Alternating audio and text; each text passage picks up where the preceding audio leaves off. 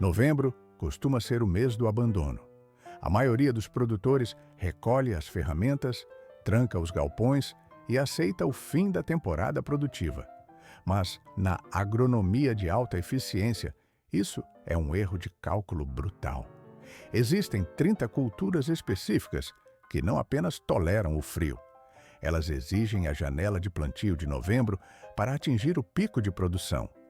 Por que insistir no plantio agora? A biologia não espera. Um atraso de apenas 2 semanas pode cortar o rendimento final pela metade. A planta perde o tempo crítico para perfurar o solo e fixar raízes antes do congelamento profundo. 40 anos de produção de alimentos em campo aberto provam um fato contraintuitivo. Os plantios de clima frio superam consistentemente qualquer jardim de verão. Por fora, o ambiente parece hostil, cinza e gélido, mas por dentro, a ausência de insetos e a conservação máxima de umidade criam o cenário metabólico perfeito. Hoje, analisaremos todas as 30 culturas exclusivas de novembro. A escala de resistência impressiona. Atenção redobrada à variedade número 8. Ela cresce em solo literalmente congelado. Em modo acelerado, vê-se: a terra endurece como pedra, mas o caule continua a expandir tecidos. O gelo não a detém. E existe um detalhe logístico final: um segredo técnico de aquecimento do solo que duplica as taxas de sobrevivência no inverno rigoroso. O ciclo de produção continua. Um único dente plantado hoje. Em julho, ele se transforma em 8. Essa é a matemática de sobrevivência das echalotas. Enquanto a maioria dos produtores ignora esse recurso em favor da cebola comum, a echalota opera com uma eficiência de multiplicação superior. O retorno sobre o investimento biológico é massivo. A variedade French Grey domina o setor gastronômico de alta performance. Chefes de cozinha pagam valores elevados no mercado, não por estética, mas pela densidade de sabor complexo que essa genética entrega. É um ativo culinário concentrado. A física do plantio exige precisão técnica. O tubérculo deve ser inserido a 5 centímetros de profundidade. O espaçamento lateral precisa ser de 10 centímetros em solo solto e com drenagem agressiva. Novembro não é apenas uma data no calendário, é um gatilho biológico. As echalotas exigem vernalização. Esse período prolongado de frio sinaliza às células que é necessário dividir o bulbo central para garantir a perpetuação da espécie. Se o plantio ocorrer na primavera, o mecanismo falha. O resultado será um bulbo único, sem divisão. O sistema radicular requer temperaturas de solo consistentemente abaixo de 10 graus Celsius para iniciar a formação dos aglomerados. Uma vez que o broto rompe a superfície no início da primavera, a planta entra em modo autônomo. A demanda por manutenção cai a zero. Basta uma aplicação lateral de composto orgânico quando o crescimento vegetativo retomar. No meio do verão, o sinal visual é claro. As pontas das folhas secam e escurecem. A planta encerrou o ciclo de armazenamento. A colheita fornece estoque calórico suficiente para atravessar todo o inverno seguinte, sem depender de mercados externos. O próximo recurso estratégico é a mush, também conhecida como alface de cordeiro. Esta é talvez a folhosa mais subestimada do continente. Na escala de resistência, ela é uma anomalia. Temperaturas de 15 graus negativos destruiriam uma alface convencional em poucas horas. As células congelariam e romperiam. A mush ignora o frio extremo sem qualquer proteção estrutural. A variedade Vit destaca-se pela robustez, produzindo rosetas simétricas de folhas tenras com perfil de sabor amendoado. O método de semeadura é a dispersão direta. Sementes minúsculas são espalhadas sobre o solo preparado. A cobertura deve ser mínima, cerca de 3 milímetros de profundidade. O ciclo é extremamente rápido. Em 50 dias, obtém-se massa verde fresca. Enquanto a vizinhança depende de alfaces importadas, caras e de baixa qualidade logística, o solo local entrega nutrição superior. Aqui existe um detalhe químico fascinante. Por fora, uma planta exposta ao gelo, mas por dentro, um acúmulo de açúcares. O frio obriga a planta a concentrar açúcar nos tecidos para evitar o congelamento da água intracelular. O resultado é um sabor doce, sem o amargor típico das verduras de verão. O plantio escalonado a cada 2 semanas garante um fluxo de produção contínuo durante o inverno. Vista em aceleração, a neve cobre totalmente o canteiro. Parece o fim da cultura. Mas quando o gelo derrete, as folhas reaparecem verdes e intactas, prontas para a fotossíntese. A colheita é cirúrgica. Corta-se a roseta inteira rente ao solo quando ela atinge cerca de 7 centímetros de diâmetro. Um canteiro compacto de 1 metro quadrado assegura saladas frescas de dezembro até abril. 1 metro quadrado de terra. Essa área mínima, se bem gerenciada, mantém o fornecimento de saladas frescas ininterrupto de dezembro a abril. A logística é simples. Produção local para consumo imediato. Mas a terceira cultura exige análise técnica aprofundada. Favas. Não se trata apenas de alimento, mas de engenharia de solo. Favas operam como fixadoras de nitrogênio. Enquanto crescem, o sistema radicular captura elementos da atmosfera e injeta fertilidade diretamente na terra. A variedade Windsor apresenta resistência extrema. Uma vez estabelecida, a planta suporta temperaturas de até 9 graus negativos. O protocolo de plantio é rígido. Sementes a 5 centímetros de profundidade, espaçadas por 15 centímetros, organizadas em filas duplas para suporte estrutural contra o vento. Por fora, lama fria e úmida que apodreceria sementes comuns. Mas por dentro, o ambiente ideal para a ativação da fava. O plantio em novembro permite que a planta desenvolva uma base radicular agressiva antes que o inverno trave o solo. No início da primavera, enquanto outros canteiros permanecem inativos, as favas já iniciam a floração. O aproveitamento é total. Vagens jovens de 10 centímetros são consumidas inteiras. Grãos maduros oferecem densidade calórica. Até as pontas em crescimento são colhidas e processadas como espinafre. Uma única semeadura garante colheita de março a maio. E o processo finaliza com um benefício logístico. Corta-se a planta rente ao solo. As raízes, carregadas de nitrogênio, ficam no subsolo e se decompõem, preparando o terreno quimicamente para tomates ou pimentões de verão. Agora, o alho. Talvez o ativo de maior retorno para o plantio de novembro. A matemática da sobrevivência é favorável. Meio quilo de semente plantado agora resulta em 5 quilos de produto no verão seguinte. A variedade Music se destaca em climas severos. Ela produz bulbos massivos, contendo apenas 4 a 6 dentes grandes, fáceis de processar. Insere-se cada dente com a ponta para cima, a 5 centímetros de profundidade e 15 de distância. O sucesso depende inteiramente do cronograma biológico. Por que novembro? Porque o alho exige vernalização. A planta necessita de pelo menos 40 dias, com temperaturas abaixo de 4 graus Celsius, para acionar a formação do bulbo. Sem esse estresse térmico, o mecanismo falha. Plantar muito cedo no outono provoca brotação excessiva e perda de energia.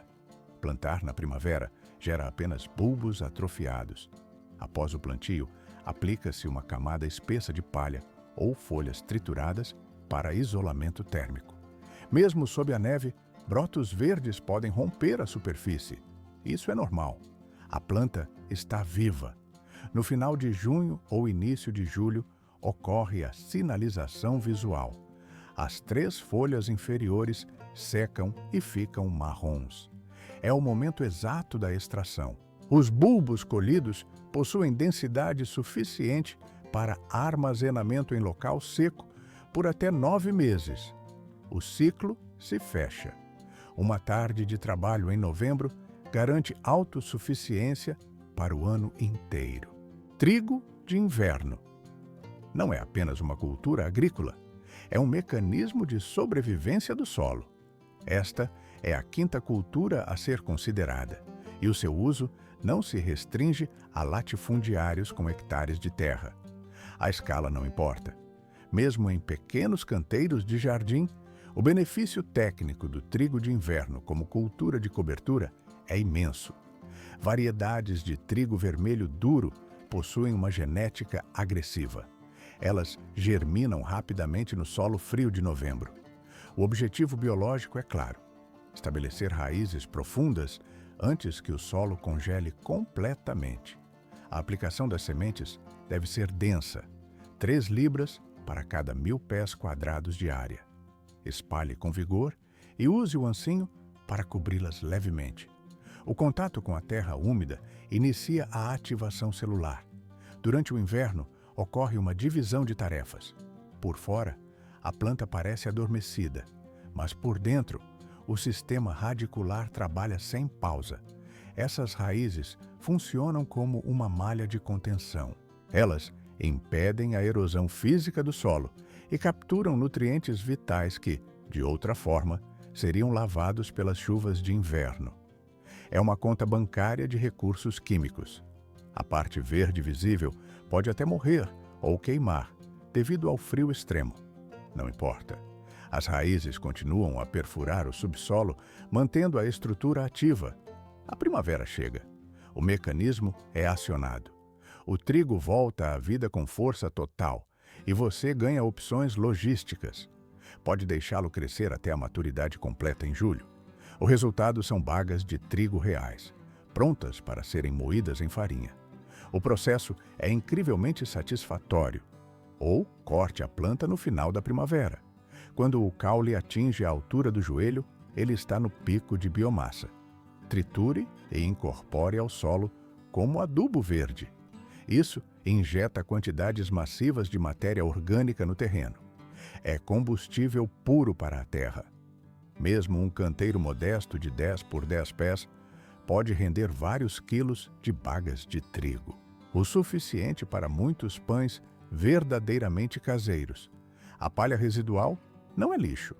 Ela se torna uma cobertura morta excelente para proteger o seu jardim de verão contra a evaporação. Conjuntos de cebola completam o nosso plantio de novembro. Esta é a sexta cultura crítica.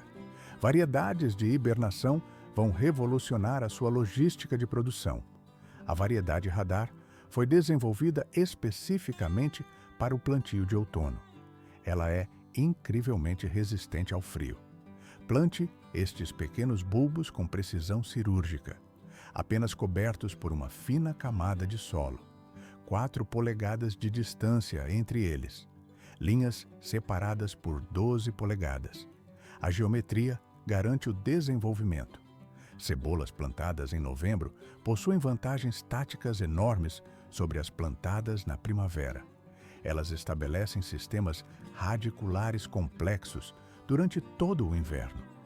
Mesmo quando a parte aérea não apresenta crescimento ativo, a base está sendo construída.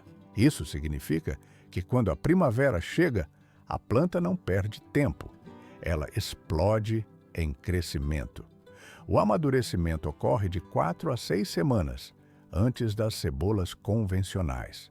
Em junho, você estará colhendo cebolas de armazenamento de tamanho total.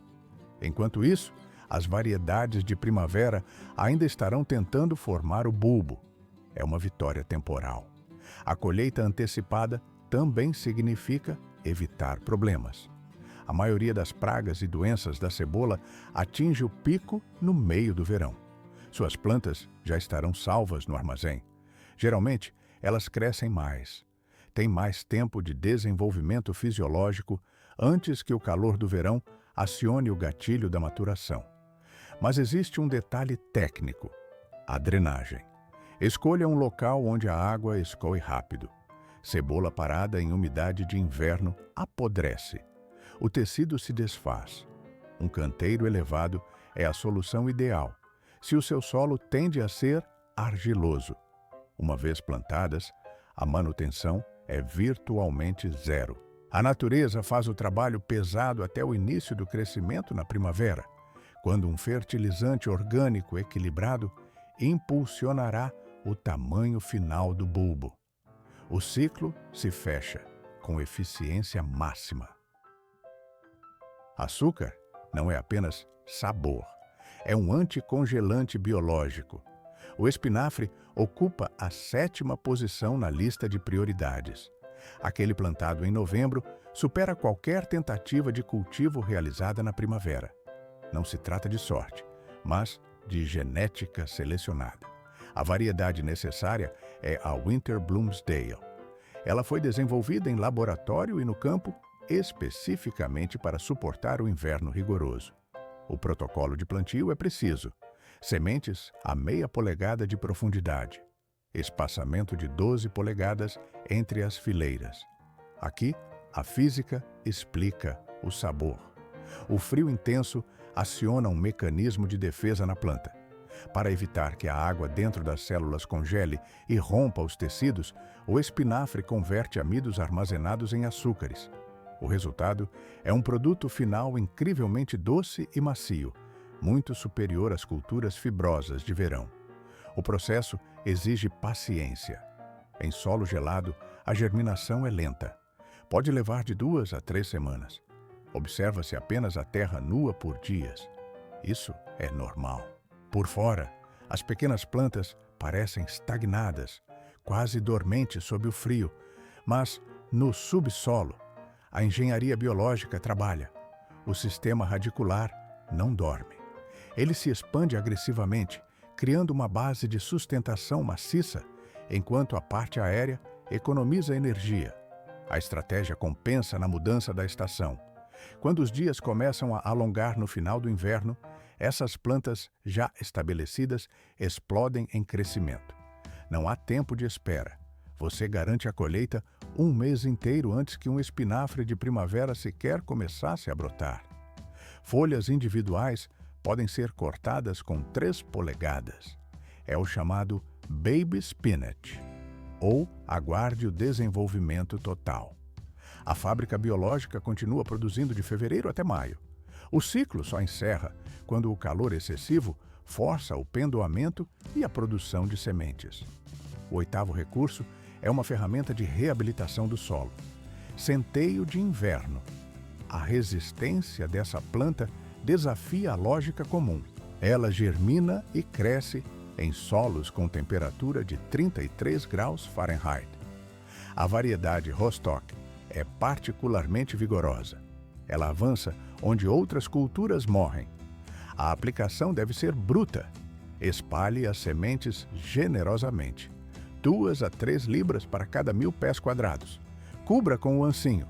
Em poucos dias, mesmo sob o clima cinzento de novembro, brotos verdes rompem a superfície. Mas o verdadeiro trabalho acontece embaixo. Isso não é apenas um grão. É uma broca natural.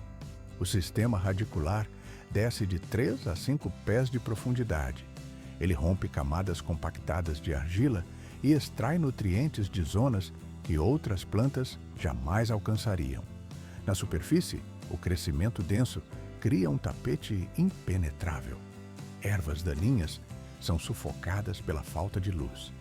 Pode-se usar o centeio como cobertura viva entre culturas espaçadas, como couve de Bruxelas.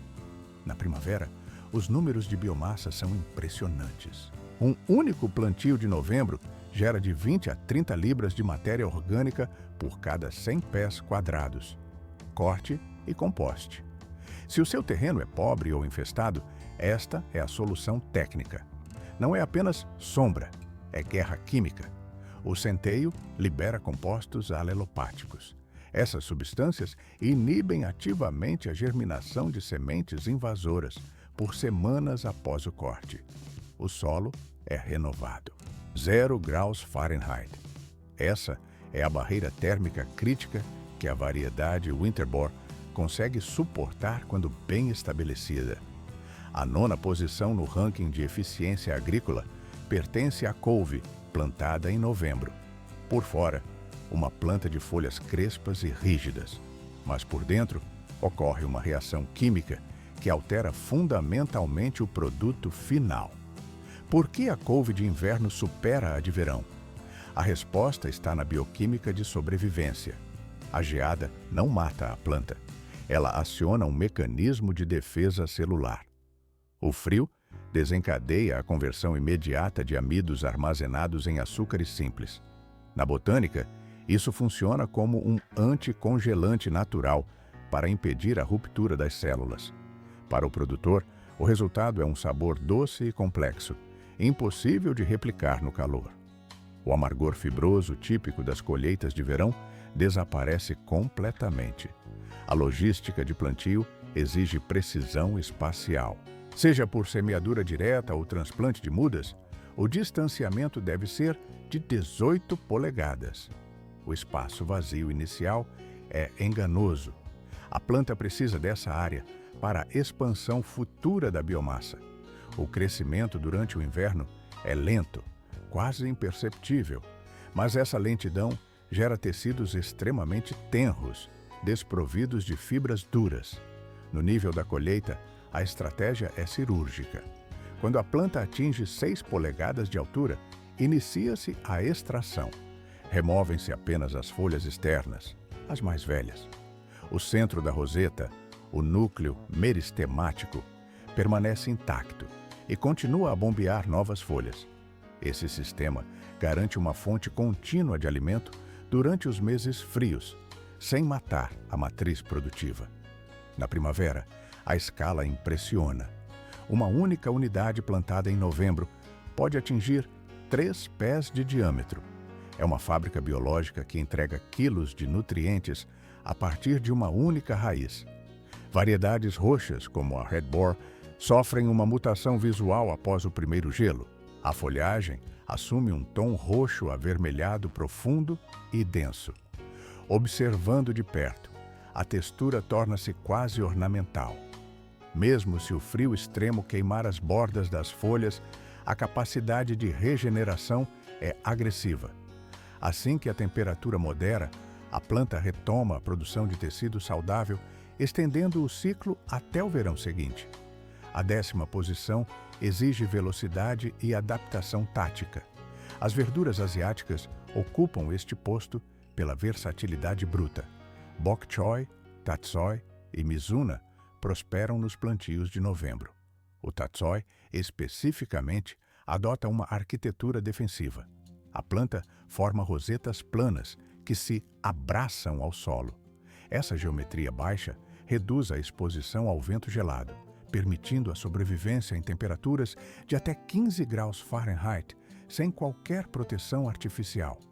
O método de cultivo pode variar entre linhas organizadas ou dispersão em massa para corte intensivo. O fator decisivo aqui é o tempo. O ciclo de maturação é extremamente rápido, 30 a 45 dias. Isso permite atingir o tamanho de colheita antes que o frio profundo congele o solo. Pode-se colher as folhas jovens com apenas 3 polegadas para consumo imediato, ou aguardar a maturação completa para processamento térmico. Visualmente, cada variedade oferece uma estrutura distinta. O bok choy desenvolve caules brancos e suculentos, coroados por folhas verde escuras. A estrutura retém água, adicionando crocância. A mizuna produz folhas plumosas e serrilhadas.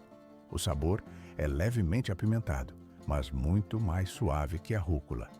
Essas culturas preferem o frio. No calor, elas aceleram o ciclo reprodutivo e tornam-se amargas. No inverno, mantêm-se estáticas e crocantes.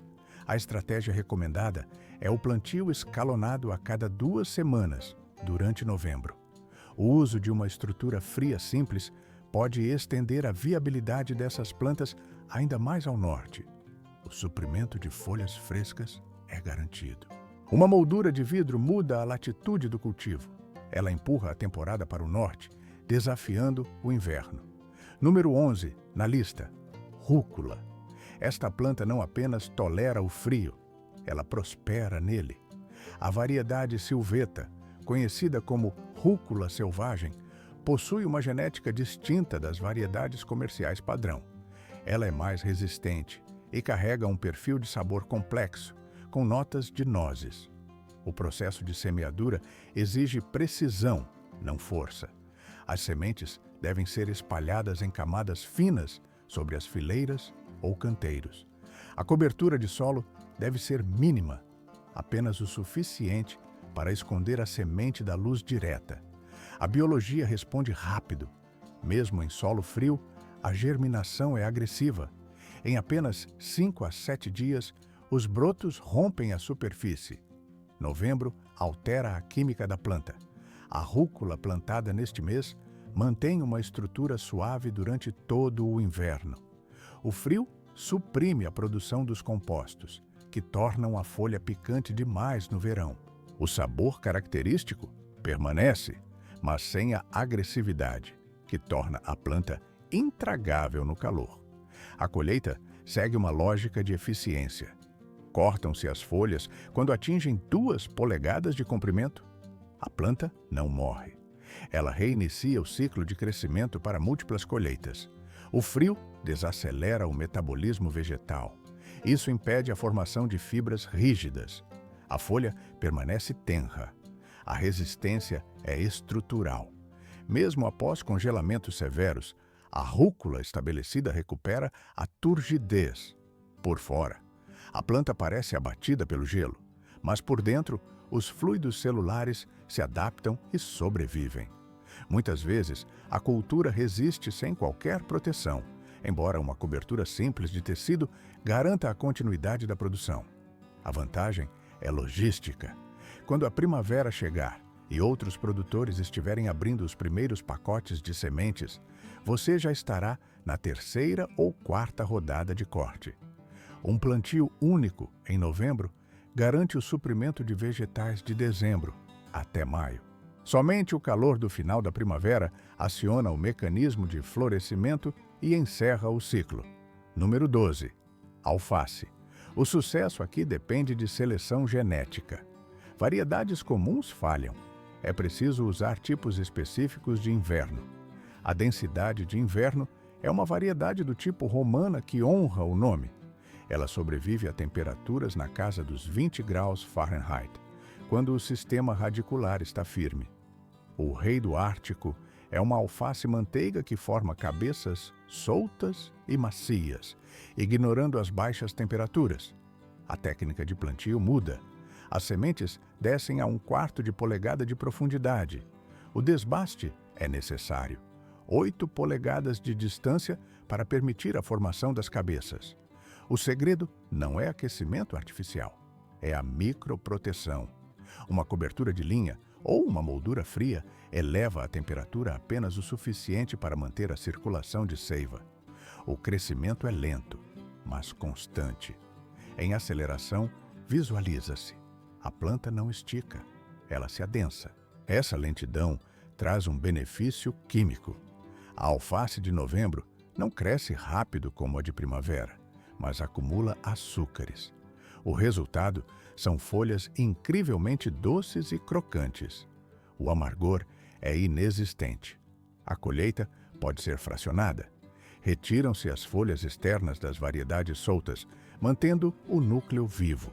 Ou aguarda-se a formação de cabeças pequenas e perfeitas.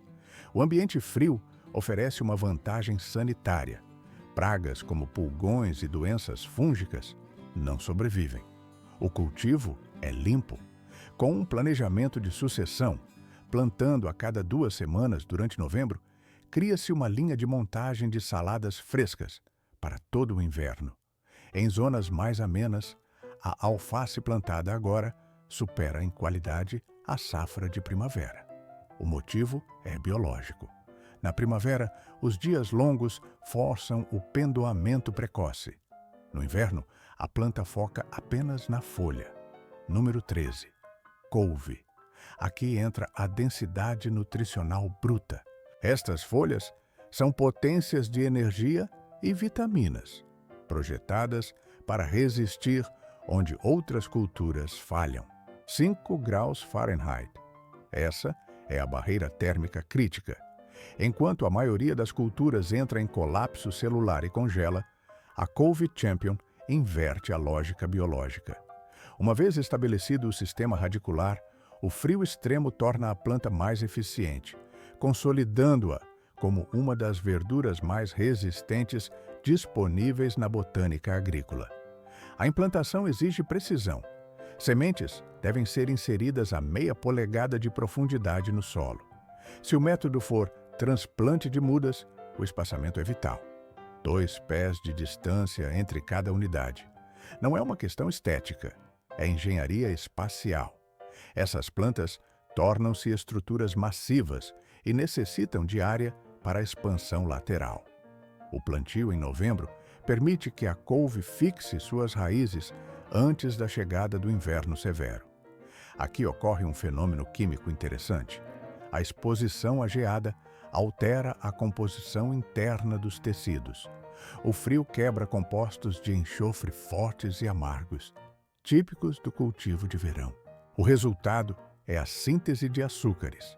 A folha torna-se tenra, doce e altamente palatável. O mecanismo de defesa da planta contra o gelo cria o sabor. A colheita é tática e escalonada. Pode-se iniciar quando a planta atinge apenas 8 polegadas de altura.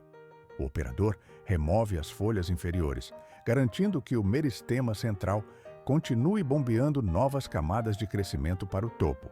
Por fora, uma estrutura estática no frio, mas por dentro, uma fábrica de biomassa ativa.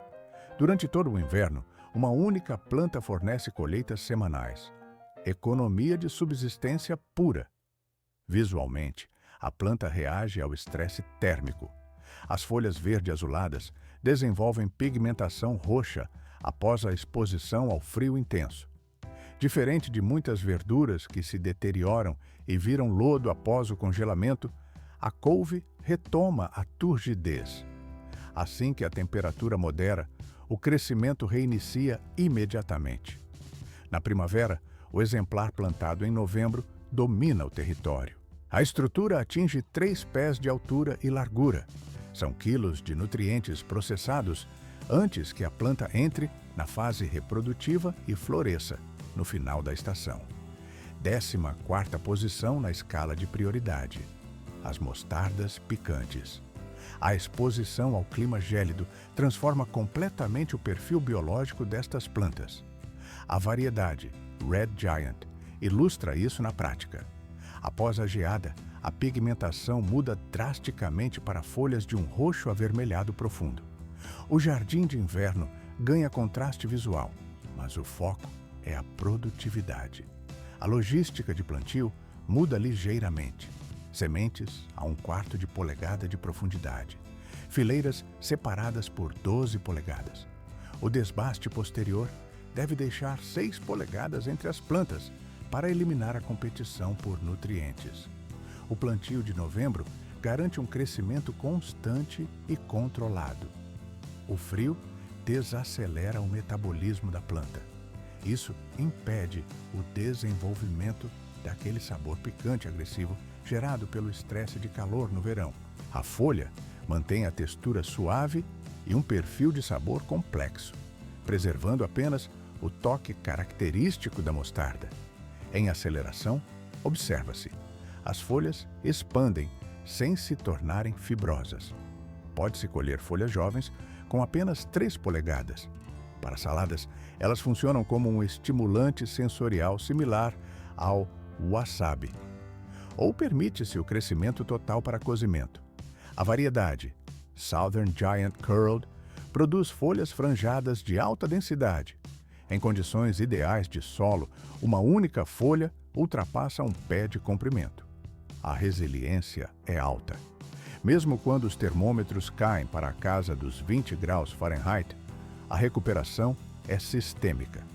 O sistema vascular da planta repara os danos assim que o clima permite.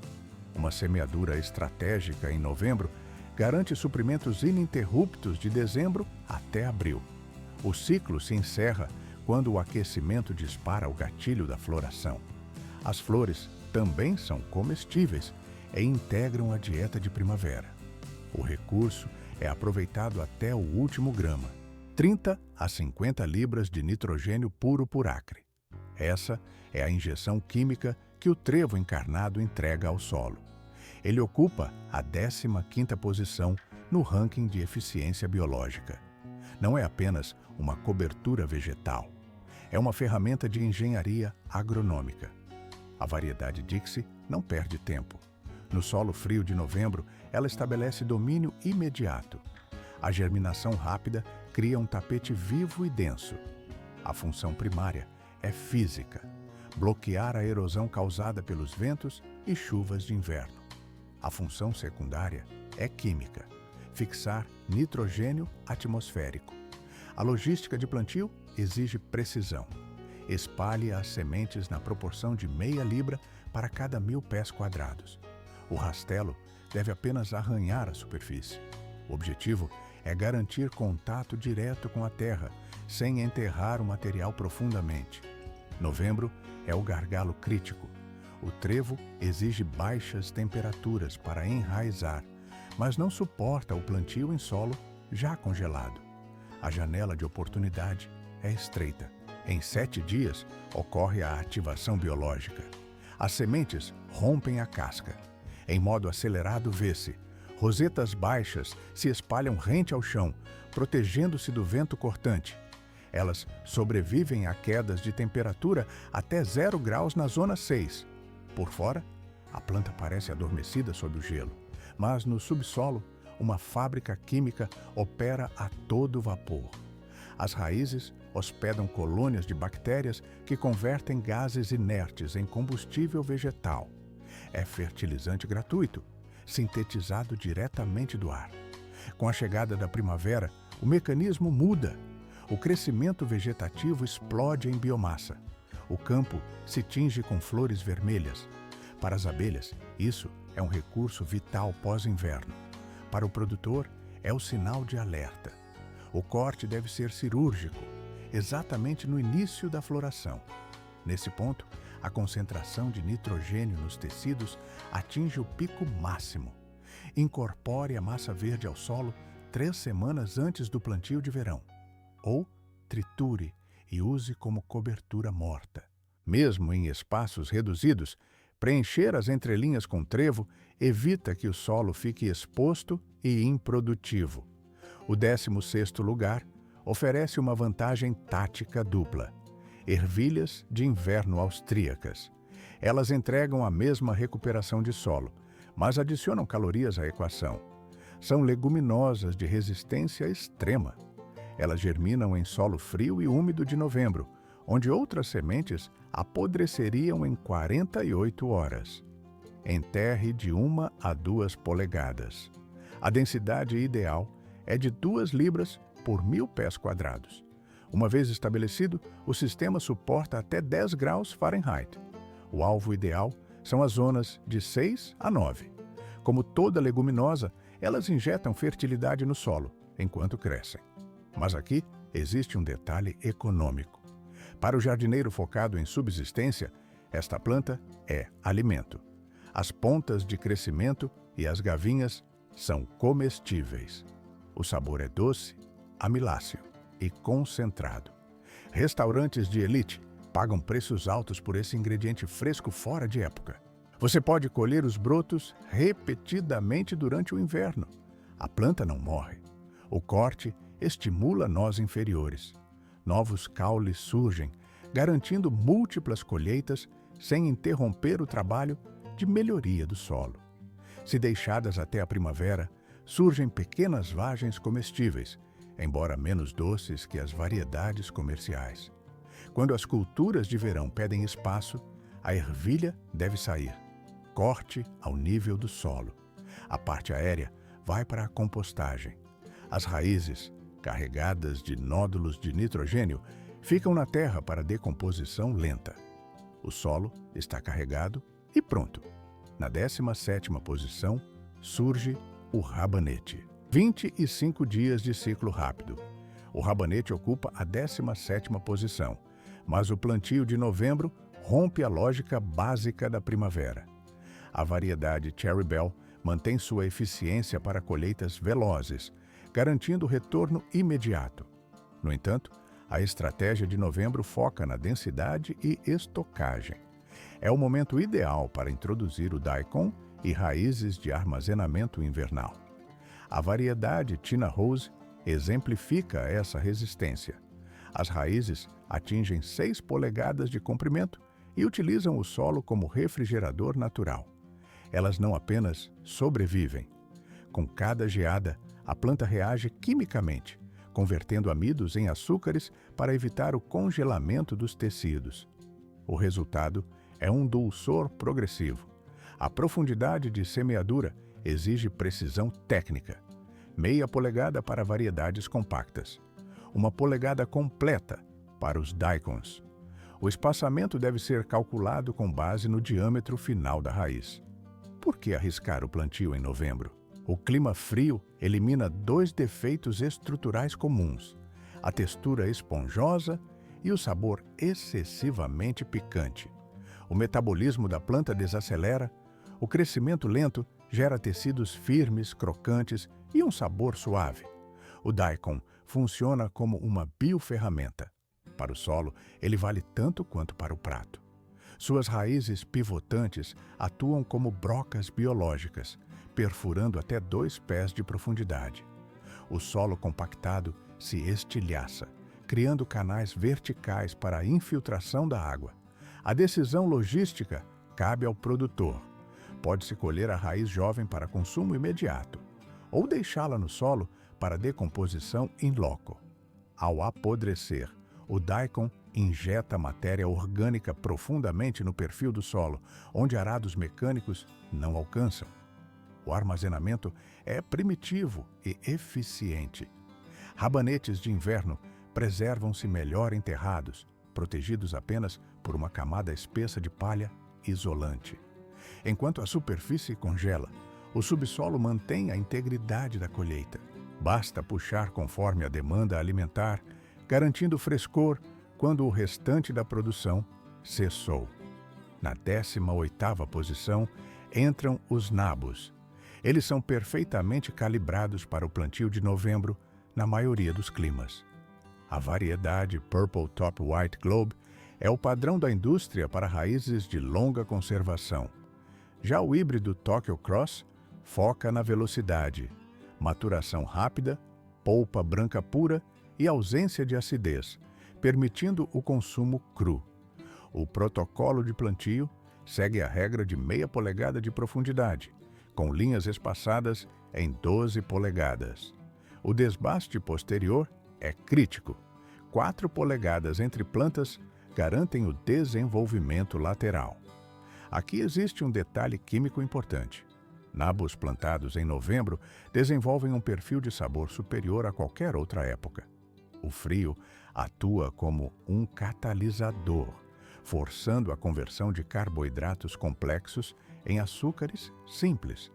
O amargor lenhoso, típico dos nabos de verão, é eliminado pelo clima. A eficiência é total.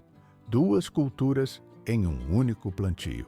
As folhas jovens superam o espinafre em densidade nutricional, consumidas cruas ou cozidas. As raízes variam em escala, desde o tamanho de uma bola de golfe até o volume de uma bola de softball. Em regiões de inverno ameno, o nabo permanece no solo sob cobertura morta, mulch. Cada colheita tardia revela raízes mais doces. A variedade Hakurei destaca-se pela textura, crocância vítrea e doçura frutada, consumida diretamente como se fosse uma maçã.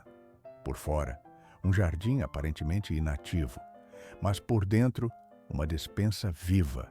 Um único plantio bem executado em novembro garante o suprimento de vegetais frescos de dezembro até março. Onde a maioria dos jardins exibe apenas terra nua, aqui a produção continua.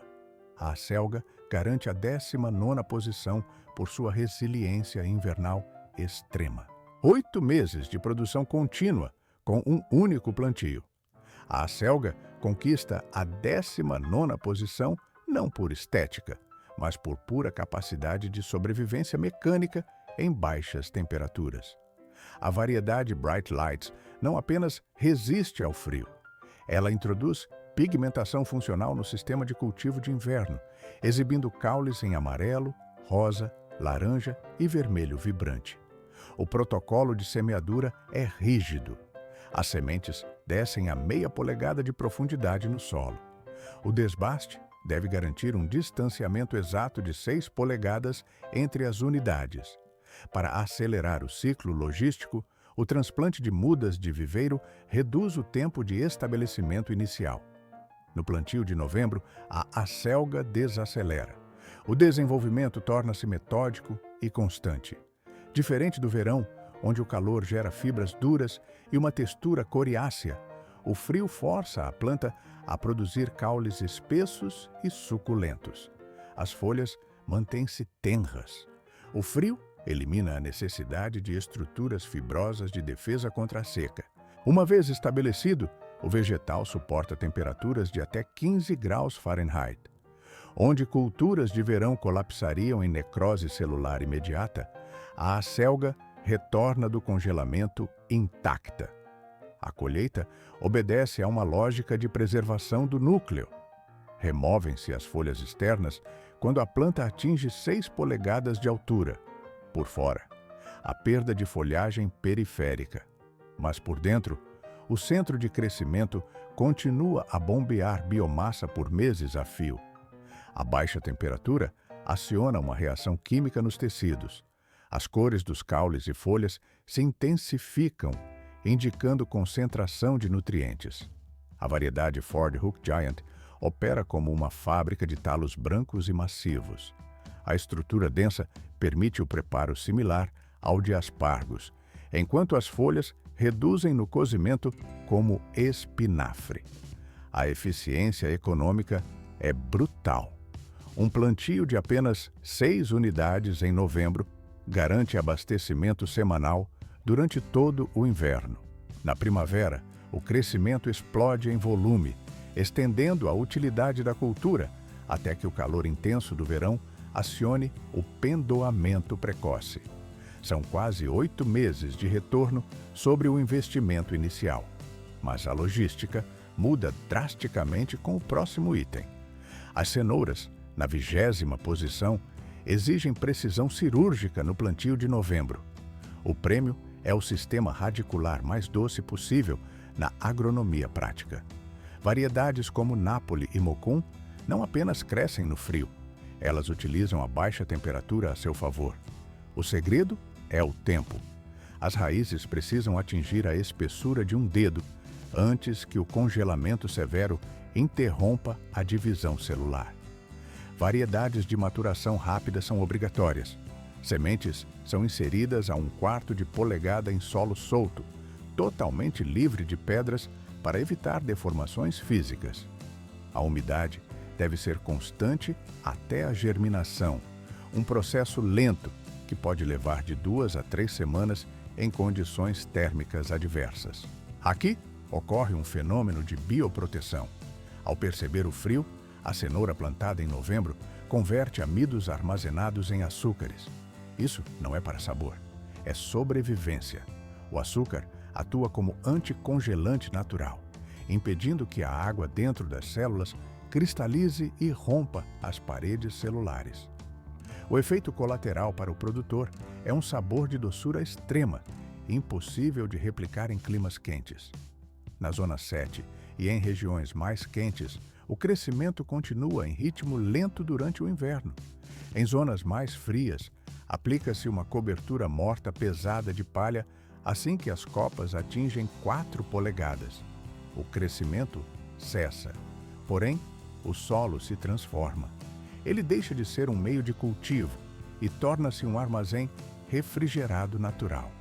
As cenouras estocam-se perfeitamente sob a terra. A cada ciclo de congelamento e descongelamento, a concentração de açúcar aumenta. A colheita pode ser feita a qualquer momento, em que o solo não esteja sólido como rocha.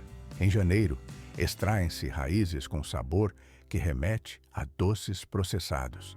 Este método de armazenamento geológico mantém a turgescência e a crocância de forma superior a qualquer adega ou refrigerador elétrico.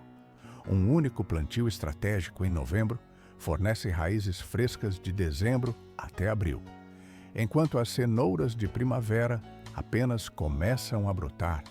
A colheita de inverno já garantiu a segurança alimentar. Até abril, quando as cenouras plantadas na primavera são apenas brotos frágeis, o ciclo de inverno já entrega resultados sólidos. Posição 21. A couve de Bruxelas assume o controle do território. O transplante em novembro funciona com precisão mecânica nas zonas 7 a 10. Mas aqui existe um detalhe técnico vital. A sementeira direta é ineficaz nesta época. O tempo térmico é insuficiente. Para o produtor pragmático, a solução é o transplante de mudas de viveiro. Variedades compactas como Diablo e Jade Cross são projetadas geneticamente para este plantio de outono.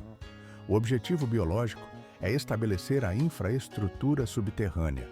As raízes não apenas crescem, elas penetram o solo rico e bem drenado como sondas, garantindo estabilidade antes da dormência invernal.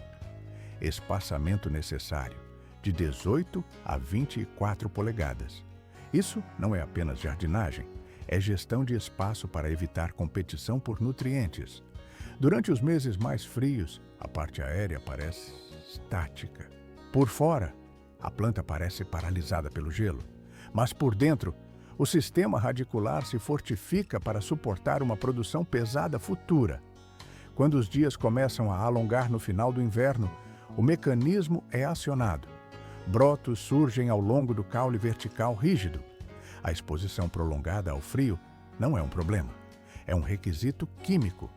As baixas temperaturas forçam a planta a converter amidos em açúcares como anticongelante natural. Isso elimina o amargor. O resultado é uma doçura complexa e amendoadas, impossível de replicar em estufas aquecidas. A produtividade é calculada em massa. Cada planta gera de 1 a 2 libras de alimento denso. A colheita segue uma lógica ascendente, da base para o topo. Quando os brotos atingem 1 polegada de diâmetro e consistência firme, torça-os para fora do caule.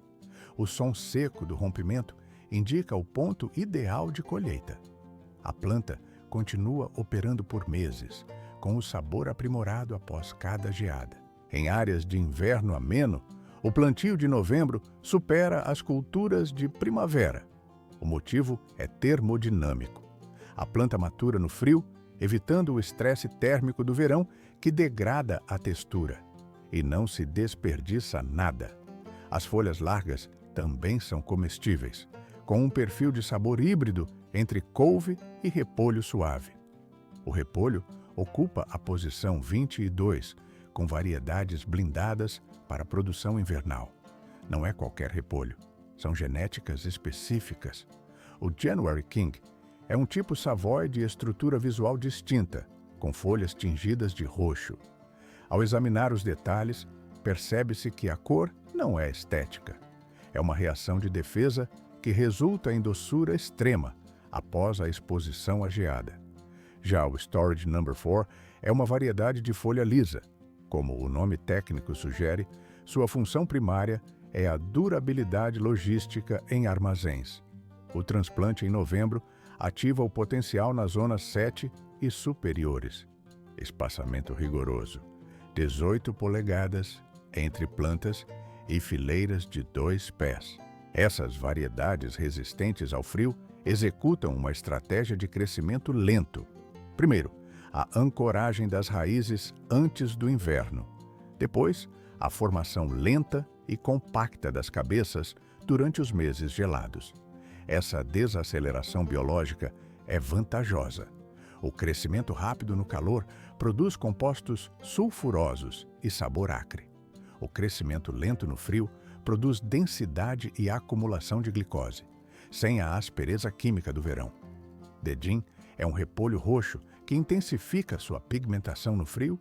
Isso adiciona antioxidantes de antocianina e uma cor vibrante às refeições de inverno. A flexibilidade de colheita é total, desde cabeças pequenas para consumo imediato até massas biológicas de 8 libras, ideais para a fermentação de chucrute. As cabeças resistem no jardim como em um armazém a céu aberto.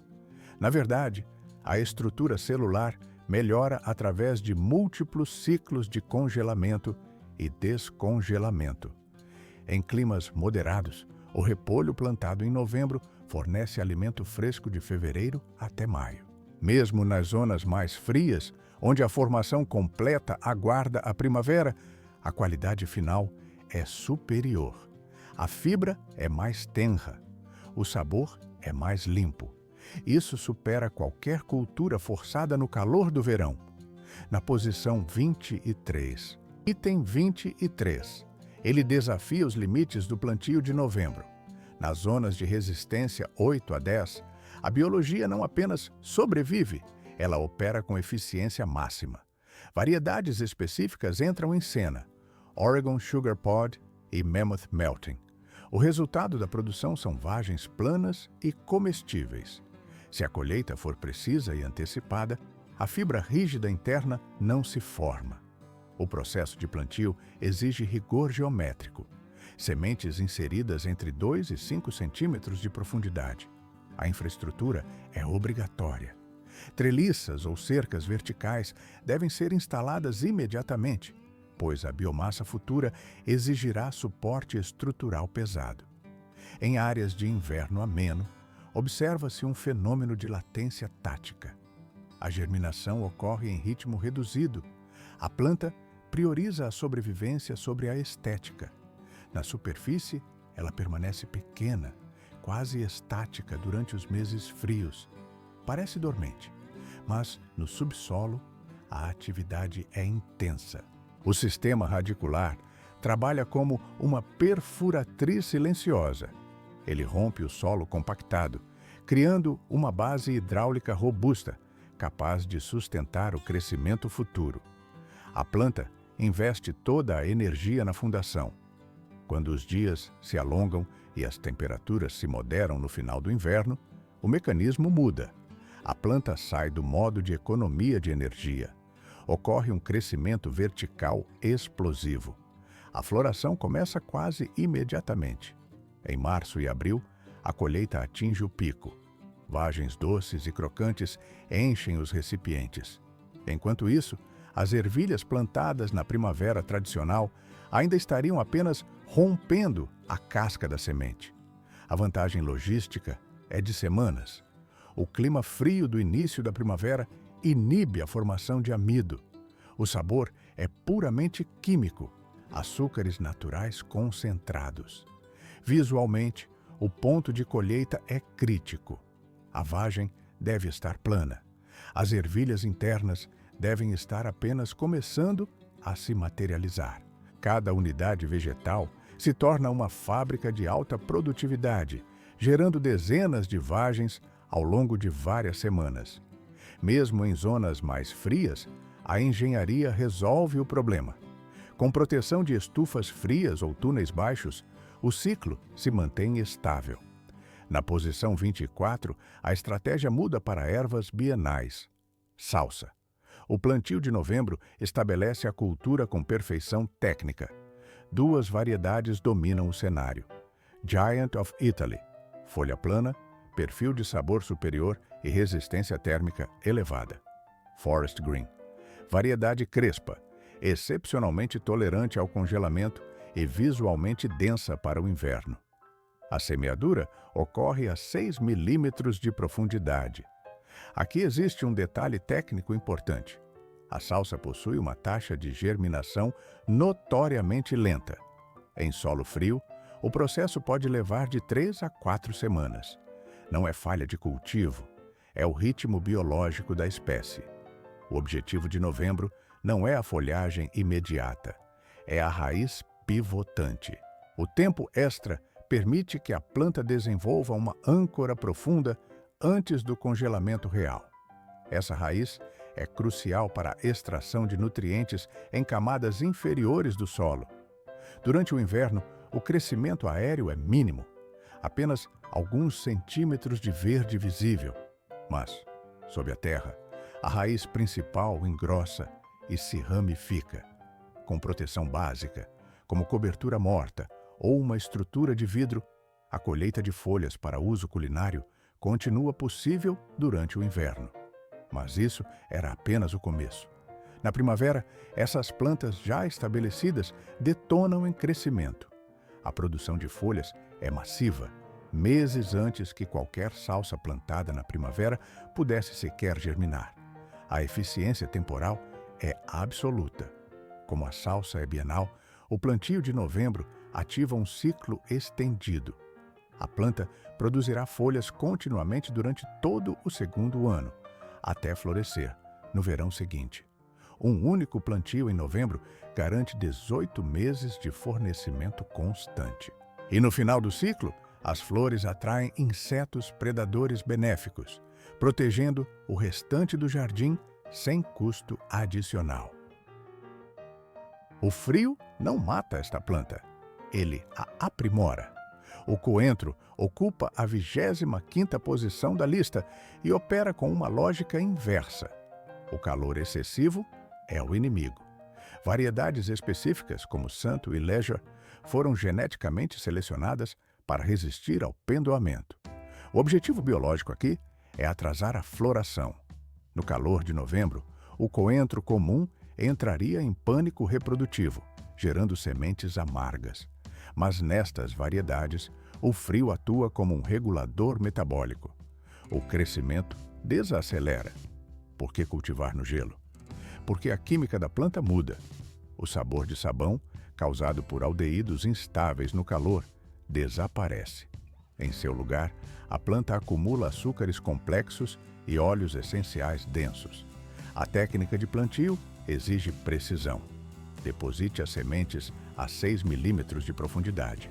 Esqueça as fileiras lineares. A agronomia prática mostra que o plantio em blocos densos facilita a colheita mecânica manual e cria um microclima úmido entre os caules.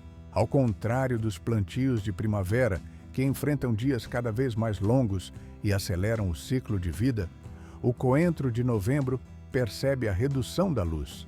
Ele foca no desenvolvimento vegetativo. Na zona 8 e em regiões mais quentes, a produção de biomassa é contínua durante todo o inverno. Folhas frescas estão sempre disponíveis. Já em zonas mais frias, sob proteção, a planta entra em um estado de semidormência calculado. Ela sobrevive. Assim que a temperatura sobe minimamente no início da primavera, ela desperta e produz massa verde antes que qualquer outra cultura seja sequer plantada. A colheita pode ser radical. Corte a planta inteira quando atingir 15 centímetros de altura. Ou realize cortes cirúrgicos de folhas individuais. A baixa temperatura provoca uma reação física nos tecidos. A parede celular engrossa.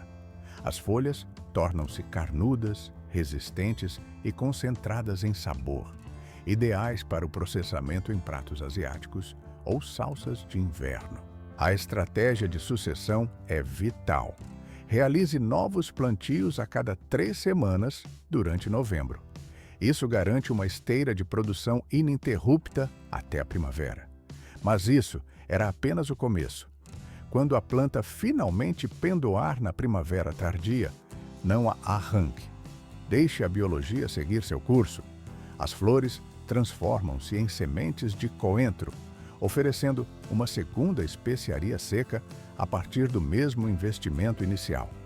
Além disso, as umbelas florais atraem moscas das flores.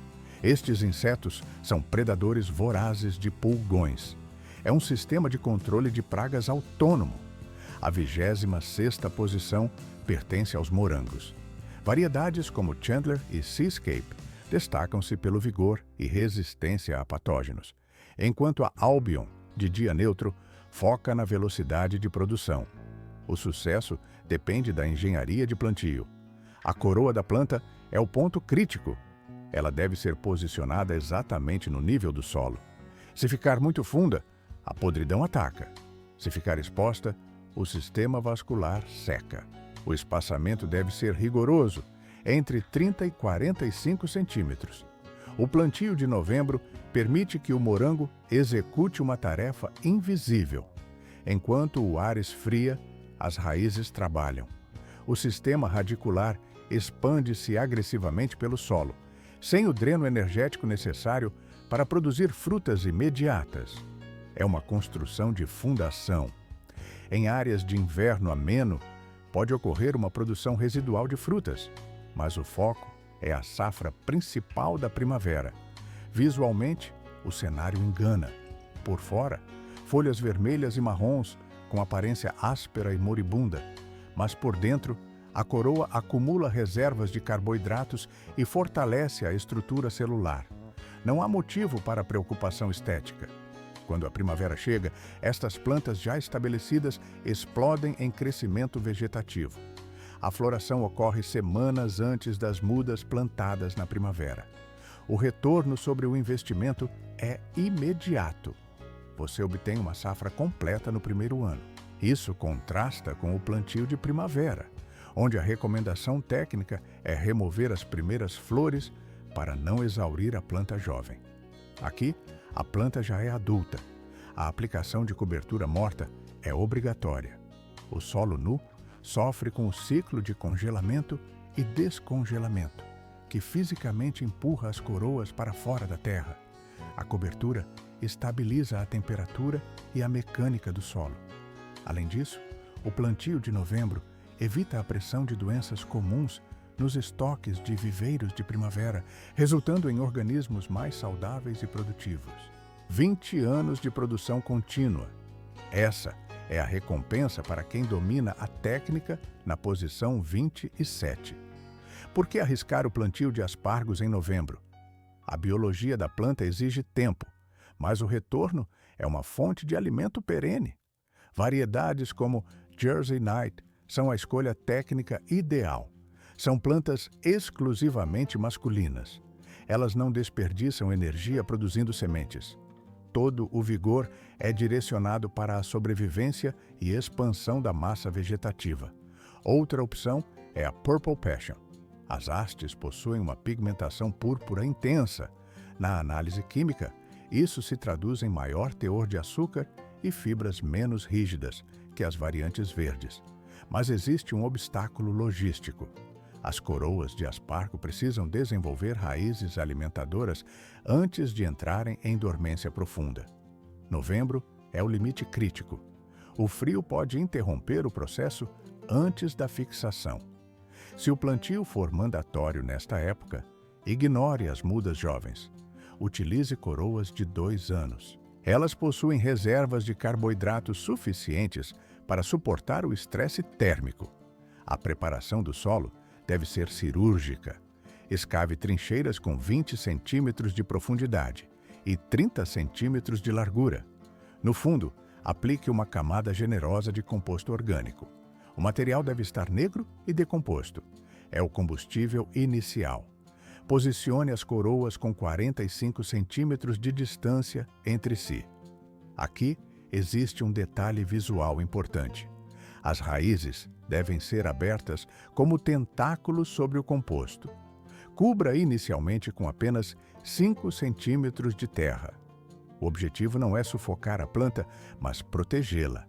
À medida que os brotos rompem a superfície na primavera, a trincheira será preenchida gradualmente até o nível do solo. O inverno exige proteção mecânica. Como as raízes não estão estabelecidas, o ciclo de congelamento e descongelamento pode expulsar a planta do solo. Aplique cobertura morta pesada. Nas zonas 7 a 9, onde o inverno é ameno, a estratégia de novembro funciona bem. A coroa ganha meses de vantagem no subsolo. Não espere colheita no primeiro ano.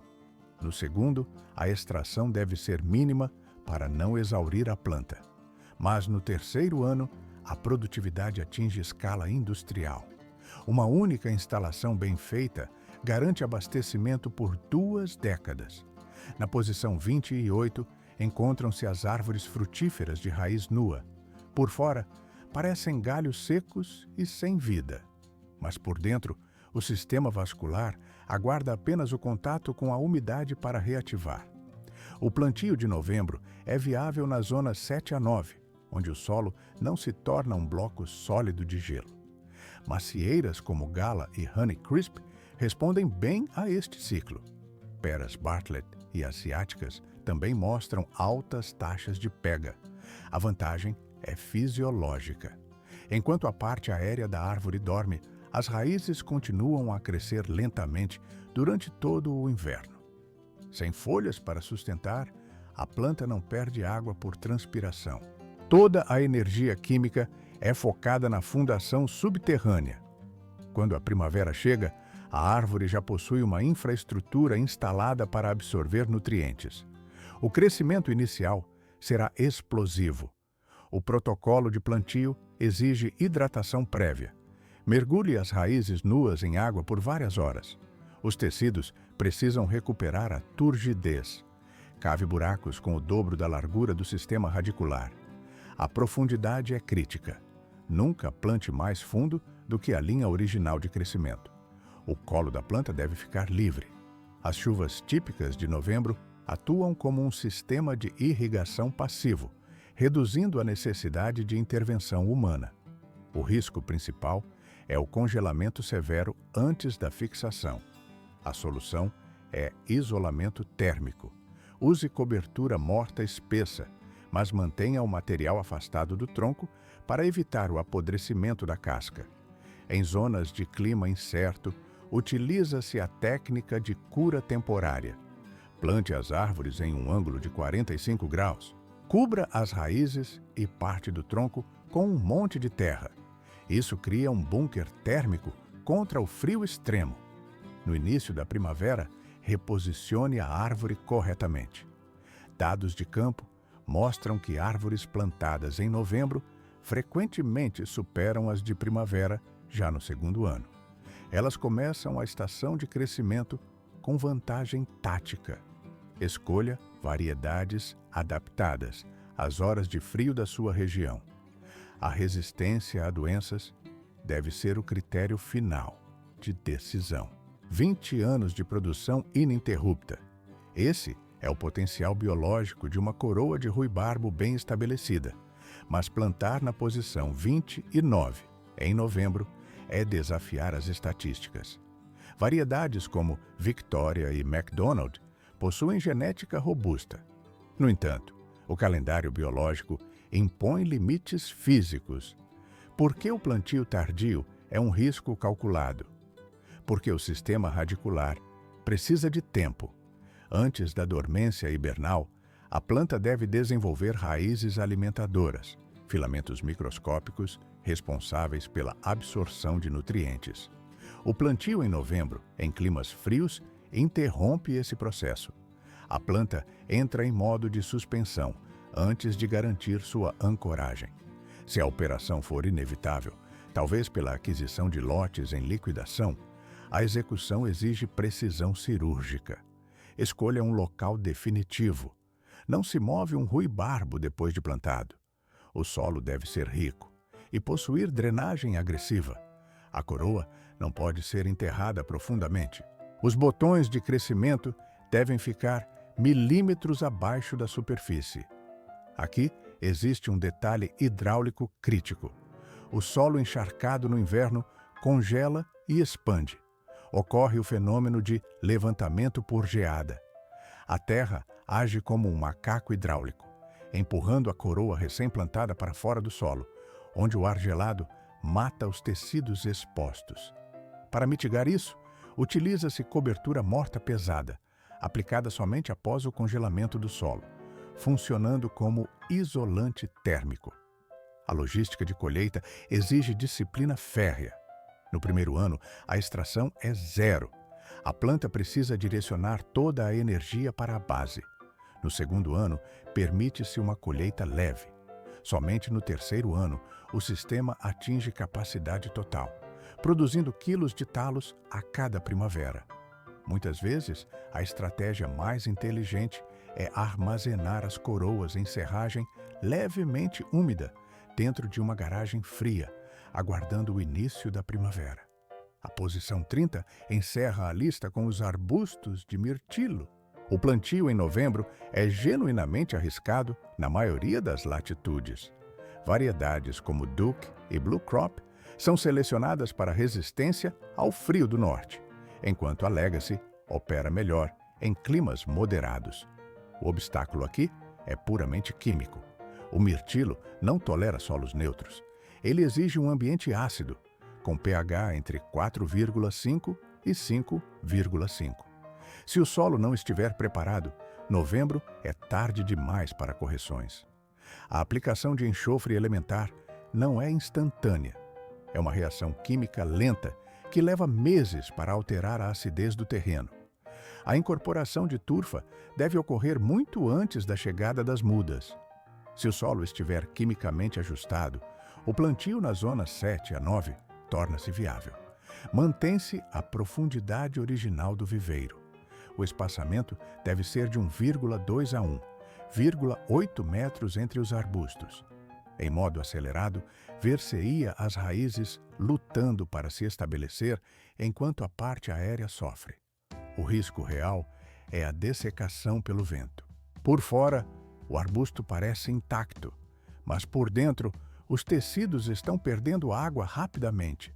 Ventos secos de inverno evaporam a umidade dos ramos e as raízes imaturas não conseguem bombear água suficiente para repor as perdas. O resultado é a morte da planta por desidratação, mesmo cercada de gelo. Medidas de proteção física são necessárias. Envolver os arbustos em juta ou construir quebra-ventos temporários pode salvar o investimento. A menos que se esteja em uma zona de inverno ameno, a recomendação técnica é esperar. Se a operação em novembro for mandatória, prefira plantas cultivadas em contêineres.